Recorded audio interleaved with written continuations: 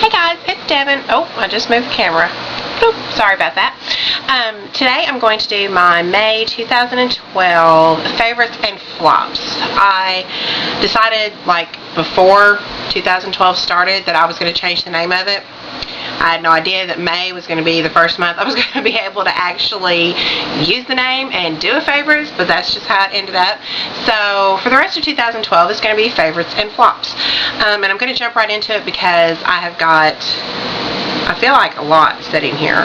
Maybe not too much, but anyway, my first favorite of May, I showed you guys yesterday in my haul, is the Dark Shadows Crimson Amulet Collection, inspired by the movie Dark Shadows by NYX palette. Love this palette. If you haven't watched my other video, it's got 24 shadows. Fantastic.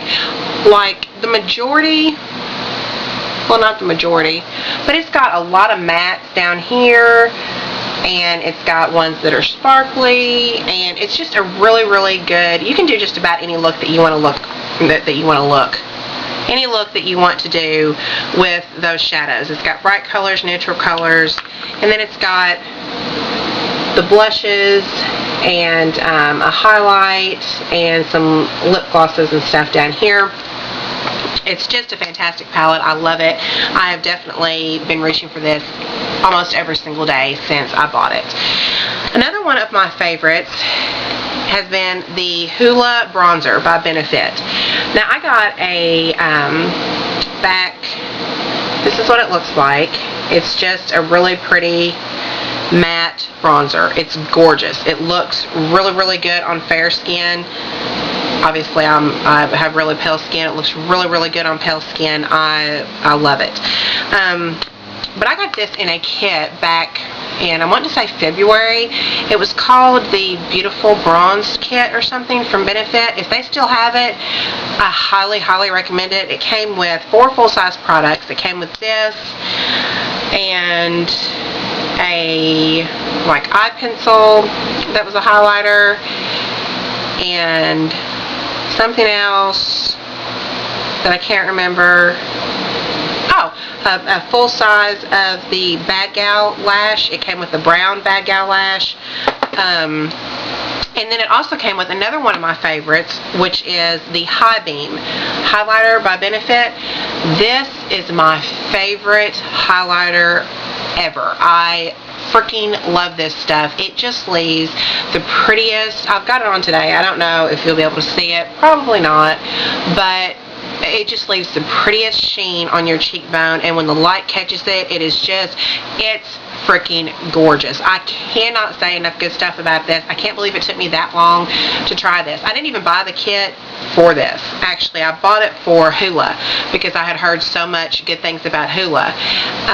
And Hoola full size by itself is I'm wanting to say $28, and the kit was $36 for 3 more full-size products. So I was like, okay, I'll go for it, and I love this highlighter. It is fantastic. If you guys can still get the kit, I highly recommend it. If you can't, I highly recommend both of these products from it because they are fantastic. My next favorite is the MAC Pro Longwear SPF 10 foundation. I really like this foundation. I've got it on today. I love it. It compares very highly, compares with my favorite foundation of all time, the Estee Lauder Double Wear. I think I even like this one a little bit better. Oh, the sun just went in. Anyway, I think I just like this one a little bit better, especially for the summer months. It seems to work a lot better at, I don't know, keeping the oils and the sweat and stuff from coming through and breaking. It just doesn't seem to break down as quickly during the heat as Estee Lauder Double Wear does, which Estee Lauder Double Wear lasts forever anyway. This lasts even longer. I love this. MAC foundations don't tend to break me out. I know they break some people out, and if that's the case, then you're obviously not going to try it. But if it doesn't break you out or you're not sure, go get a sample of it or something, because it's fantastic. This Pro Longwear formula is really, really nice. The only complaint I have about it, this one is in the color NC20. The only complaint I have about it is it's not the right freaking color for me. I am so annoyed. I can't seem to find the right color in MAC. I have got pink undertones. I know apparently it looks like I have yellow undertones because everybody always tries to match me with makeup that is meant for yellow undertones. I don't. I have pink undertones. And I've been color matched at MAC twice. Both NWs instead of NCs, and one was NW20, which was too dark, and one was NW25, which was obviously way too dark. So I thought, well, neither one of those works, so I'll go with the NC and see if that works, and go NC20. It's still a little bit too yellow, just a little bit too dark for my face. So if any of you have my normal skin color, in comparison, I wear the color Shell and Estee Lauder Double Wear, which is really, really light. So if any of you have my skin color, please tell me what color you wear in MAC if you wear MAC foundation, because I can't seem to find the right freaking color. It doesn't matter what I do. I mean, I can blend this one and it blends in nicely. It doesn't look like it's too dark, but I know it's too dark, so therefore I look for all the imperfections that I can possibly find in it, and it drives me insane. But I will use it because I like it that much. So other than not being able to find the right freaking color, I really, really like that foundation. Another thing that I love, I got this last year. I don't know if you can still get it, so I kind of hesitated in putting it in, but it is my favorite spring and summer color, and it's Barracuda by Sally Hansen Complete Salon Manicure. It is so pretty. It's like a robin's egg blue. It looks great even if you don't have a tan, because a lot of these lighter colors kind of look really good on people who have more of a tan, and people that are more fair, they don't look that great on, but it looks really, really great even if you don't have one. I love it. I really, really like it, and I like this formula of nail polish as well. It's probably one of my favorites. Another thing that I'm loving, oh my god, loving, loving, loving. I'm not much of a perfume person. I have, including this one right here, I have 3 full-size perfumes. I have 3 other ones that I want to get, but other than that, I'm really not much of a perfume person because I'm so fragrance sensitive. I have asthma, I have hellacious allergies, and just so many things give me a headache. Jennifer Aniston's perfume, obviously, is freaking phenomenal, and I'm kind of surprised that I like it so much, because it's got kind of when you first smell it, it's got kind of a floral. That's kind of like the first thing you smell. It's some type of floral, but it's not one that gives me a headache, although all florals I thought gave me a headache, but it's not one that gives you a headache. And when I put it on me, everybody's different, scents are going to smell different on everybody. When I put it on me, the floral completely goes away, and it's just a really, I don't know, a kind of a, I don't know, just a fresh, you're out in the middle of a gorgeous meadow or something. It's just really, really nice. I love it. I highly recommend trying it out.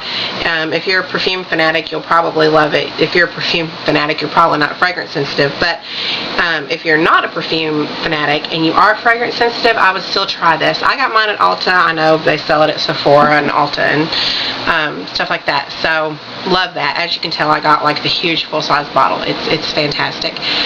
Another thing that I have been loving is for my skin, and it is the Aveeno Positively Radiant Daily Cleansing Pads. I really, really like these things. They smell so stinking good. They smell like citrus. I don't know, not citrus. I kind of feel I want to say citrus, so I guess it has a citrusy undertone, but They just smell so good. And one side of, I'm not going to take them out because they're obviously moist and they're in there. One side of the pad is smooth and has like the soap to wash your face and stuff. And the other side is bumpy, so you can switch it over and do like a light exfoliation. It's not as abrasive as I like my exfoliation to be, but for a day-to-day or night-to-night basis, it's actually really nice. I love it. It does a really good job of getting the rest. Like, I use a Neutrogena makeup remover wipe first, and then I use this, and it does a really, really good job of getting the rest of your makeup off. And like I said, it just smells good, and it leaves my skin feeling nice and fresh, and it doesn't break me out. And I'm so happy that I have found a drugstore brand that I really, really like, because I will continue to repurchase these. I think the next time I'm going to try the Positively Radiant Daily Cleansing Foam. I've heard that's really good too, so I think I'm going to try that next time, but I highly, highly recommend these. I love them. They're oil-free, soap-free, hypoallergenic, and non-comedogenic. I'm assuming that's how you pronounce that. I don't know. But love it. Highly recommend it. Can't say enough about it. My last favorite is the Real Techniques setting brush. You guys know how I feel about Real Techniques brushes. I have every single brush they came out with except one, which I will be getting next week when I go to Ulta. They just came out with 3 new ones. This is one of the new ones that they just came out with, and it's the setting brush. I love this brush for a highlighter. I use this and it just goes perfect. Like when I'm using a powdered highlighter, it just works perfect for that. You could use it for contour if you wanted to, even though I tend to use the actual contouring brush from their core collection, I believe. I tend to use this one for my contour, but you could just as easily use this one to get right in there if you wanted to. I just love it. It's such a, like all of the brushes from this line I find are so multifunctional. You can use them for so many different things. So I really, really like this. Highly recommend it. It's one of my new favorite brushes. So I have 3 flops. The first one is the Clinique Lash Building Primer. And I got a primer because I don't much care for waterproof mascara. It tends to make my lashes break because it's so hard to come off. But I still have, like underneath, I'll get, you know, my mascara will transfer. So I got a primer to keep that from happening. And it does its job, but I don't know if you guys can see like how seriously just clumpy that stuff is right there at the bottom. And when you put it on, it's so clumpy. It's disgusting. It's hard to work through your lashes. I will definitely not be repurchasing the Clinique brand of the primer again. I'll definitely still be using a primer. I'm actually going to try the Sephora one next because I heard that it's pretty good. So, but I wouldn't recommend the Clinique primer. It's too clumpy. It's disgusting. I don't like it. Okay. The next flop is the Urban Decay Super Curl Curling Mascara, and this is just one of the little ones because it came in my, you know how on the holidays they have the Lash Stash set of like little mini mascaras or whatever at Sephora. It came in that, and you know, this is some people are going to love this mascara, some people are going to hate it. I hate it for a multitude of reasons. The first one being it has a rubber. It's rubber. I don't like rubber. I don't like rubber wands. I just don't like them. It's curled. Some people like that, some people don't. I'm one that doesn't. I don't like ones that are curled. My lashes curl enough on their own. If they didn't, I would use an eyelash curler. I don't need my mascara wand to curl. I don't like it. The third and final reason that I don't like it is actually the formula. It makes my it's clumpy. It makes my eyelashes kind of look like spider eyelashes, and some people like that, and that looks good on some people. My mom, she loves like the spider lash look. That's what she goes for. I like my lashes to look just voluminous and full and thick. which is the exact opposite of, you know, spider lashes that are thin and sticking out everywhere. I just don't like it. It's not the look that I go for with my lashes. I know a lot of people do. Some people will love it. If that's the look you're going for and you don't care if it's a rubber wand or if it's curled, then you'll probably really like this mascara. It does transfer, not with the primer underneath of it, but by itself it does transfer throughout the day, and it does transfer pretty quickly. So all in all, that was just a flop for me. I'm glad it's just a little mini size because it's almost gone. And my last and final flop, I have one more favorite that I forgot to show you guys, but it's a random favorite, so I'll show it at the end. My final flop is the Origins Eye Doctor Moisture Care for Skin Around Eyes Eye Cream. You know, if you're younger, like maybe a teenager or something, this will probably work just fine. It does provide moisture around the eye like it says it does. It just doesn't really do anything. I can't really tell the difference for my under eye area. I don't have a lot of wrinkles or dark bags or anything, so I don't have really a lot of work that needs to be done around there, but I have enough to where I can tell this doesn't do anything. My favorite eye cream ever is the Strivectin. I'm going to break down and buy that when this is gone. I just kept putting it off and putting it off and putting it off because it's like $59 for a tube of it, but it lasts so long, and I have tried so many other ones since I ran out of it, and I have just not been impressed with any of them like I am that one.